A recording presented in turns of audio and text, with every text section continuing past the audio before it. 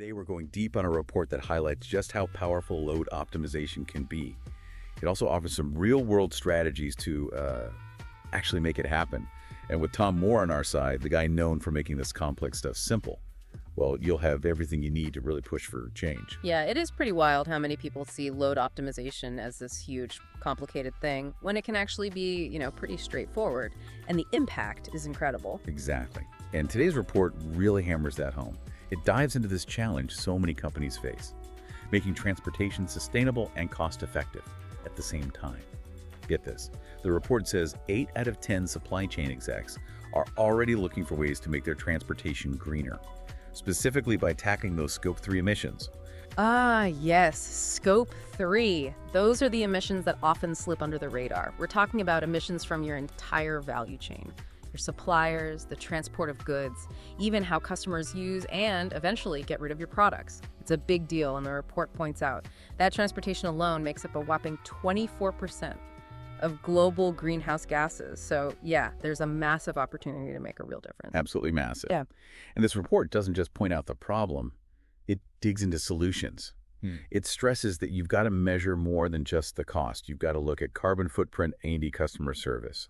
And all while making sure those targets grow alongside your company. It's about always improving, not just hitting one target and calling it a day. Right. It's like, what metrics are you tracking right now? That's something for everyone to think about. What this report does so well is it frames the challenge in a new way. It's not about choosing between sustainability or profitability. It's about finding ways to achieve both. And they've laid out 10 key strategies to make that happen. 10. Wow. Okay, let's jump into those. Let's start with mode substitution. Seems simple enough. Swap one way of transporting something for another. But I'm guessing there's more to it. There is, yeah. It's about strategically analyzing all your transportation options and figuring out where those swaps make sense. So could you shift from air freight to trucks? Maybe trucks to intermodal rail, even intermodal to like traditional boxcar. Each mode has different costs, speeds, and environmental impact. So the key is finding the balance that works best for your specific needs and goals. Makes sense. The report also gets into shipment consolidation, and they've got this great example of a supplier who totally changed their shipping schedule. They went with a weekly sailing schedule. Basically, they gather orders all week, then ship everything out on one specific day. That really cut down their reliance on like those small parcel shipments and less than truckload shipping, LTL. And that meant big cost savings, A&D, a smaller carbon footprint.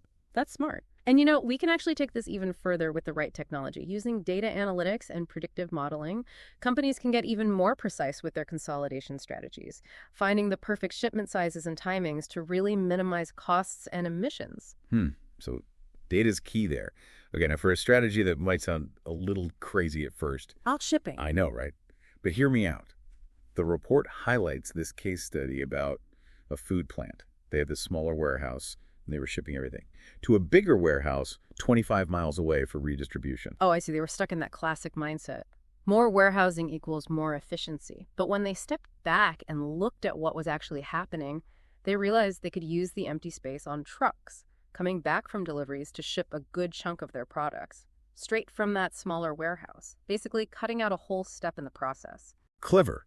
It just shows how questioning those assumptions can lead to wins, both for the environment and your finances. They saved a ton of money and cut down emissions just by changing their thinking. Now let's talk fuel. The report's all about finding cheaper alternatives, and they actually recommend biodiesel.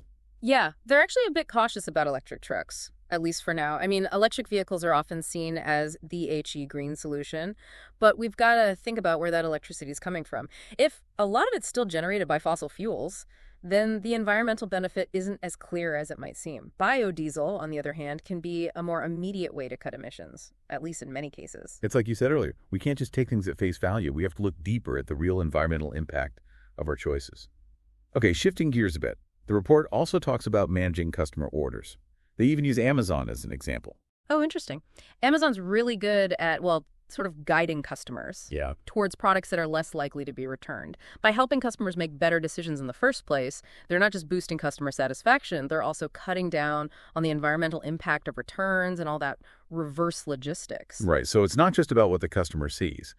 Companies can also use tech to get a better grasp on how their trucks are being used. Are their trucks running half empty? Are there ways to optimize those routes and combine loads? Data analysis is key to finding those hidden opportunities. Absolutely. And there's even more strategies they cover. Things like pallet pooling, real-time routing. It's like Waze, but for trucks. And smoothing out shipments to avoid those wasteful empty miles. And of course, the star of the show. Load optimization software. The report drops this crazy stat. 91% of trucks on the road are underloaded. Think about the potential savings and emissions reductions if we could just optimize all that unused space. Yeah, and that's where Tom Moore really comes in. He's built his reputation on making load optimization easy to understand and accessible for companies of all sizes. And this report really backs him up with some impressive real-world success stories. Like that example with ProvisionAi, right? That load optimization software company. They helped a single plant save over $1 million a year just by optimizing their loads. They even managed to take a whopping 88,000 truck trips off the road in 2023 alone. It's wild, isn't it? And that's just one example. There are so many companies out there achieving similar results, proving that load optimization isn't just some theory, it actually works. It delivers real, tangible benefits. Seriously, it's amazing to think about the ripple effects. If optimizing loads can do that much for just one plant, imagine what could happen if, everyone adopted this. Whole industries could transform. I know, right? And that's what I love about this report. It highlights how often there are these inefficiencies just hiding in plain sight. And sometimes the solutions are way simpler than we think. It's not always about these massive overhauls. Sometimes it's just about making smarter choices and using the right tools.